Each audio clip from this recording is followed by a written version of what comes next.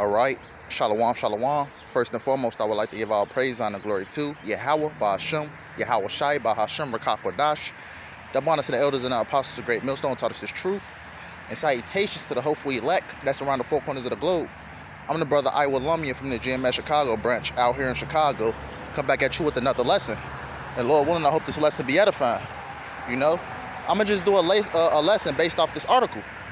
You know, how more than half of Americans are living paycheck to paycheck. You know, this is what happens, you know, when the devil, you know, is when the devil bears rule. Job 9:24, the earth is given into the hands of the wicked. You know, no man on this earth should be living paycheck to paycheck, struggling to survive, struggling to make it. But this is, you know, Esau's kingdom. You know, the wicked is bearing rule. So I'm gonna get into this article. It says 63%. This is from CNBC. It says 63% of Americans are living paycheck to paycheck, including nearly half of six-figure earners. Right, even people that make money, you know, that's making a lot of money is living paycheck to paycheck. It says, as rising prices continue to outpace wage gains, it says families are finding less cushion in their monthly budget. Right, because now it's hard to pay for food. It's hard to pay for rent. You know, rent is going up. It's hard to pay for, you know, everyday expenses, everyday things. It says as of September, 63% of Americans were living paycheck to paycheck, according to a recent Lending Club report, near the 64% historic high hit in March. It says a year ago, the number of adults who felt strain was closer to 57%. Let's get into the... It says consumers are not able to keep up with the pace that inflation is increasing, and the Nuj Nahar Lending Club's financial health officer.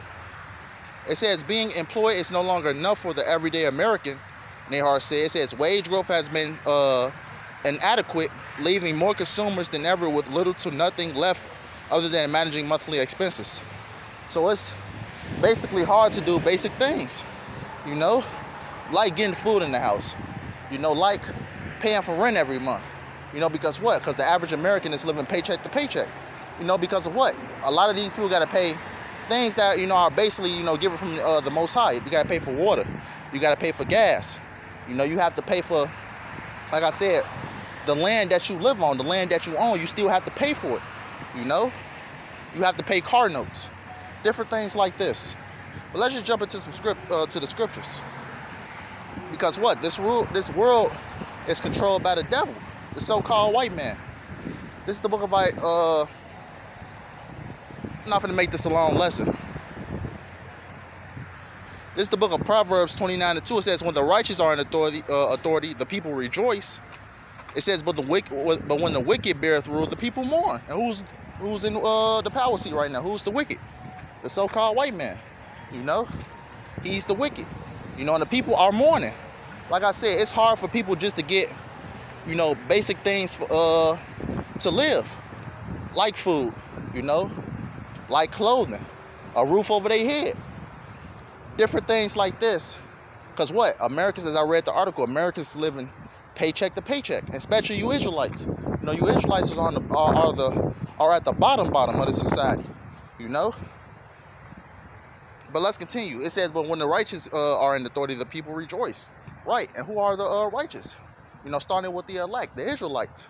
You know, the Lord is going to, you know, raise up his elect, put his elect in the power seat, and what? We're going to rule the world in righteousness. You know, it's no longer going to be, you know, living to paycheck and things like that. Even after the 1,000 years of captivity, these nations are going to be good. These heathen nations, they're going to be straight, you know.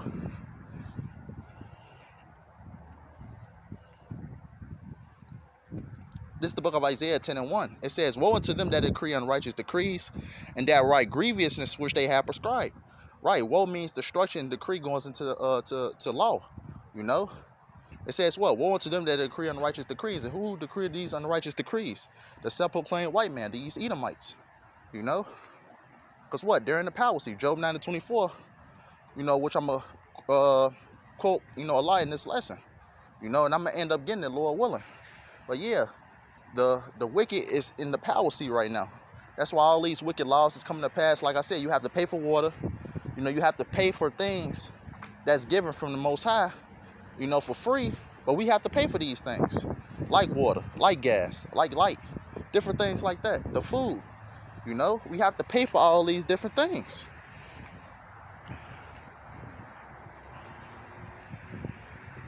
This is the book of Haggai 1:6. It says, ye have sown much and bring in little.